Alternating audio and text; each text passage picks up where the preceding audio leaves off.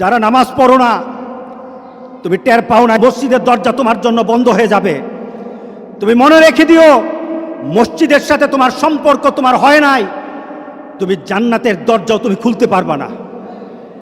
নামাজের ব্যাপারে আমাদের কোনো সহজতা নাই, কোনো কম্প্রোমাইজ নাই, কারোর সাথে আমার সম্পর্ক নাই।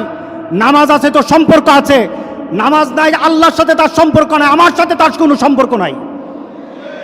আপনি ঘোষণা দেন, পরিবেশ সুন্দর হয়ে যাবে, তওবা কবুল হবে, আল্লাহ আমাদেরকে রক্ষা করবেন, আল্লাহ আমাদেরকে রক্ষা করবেন ইনশাআল্লাহ।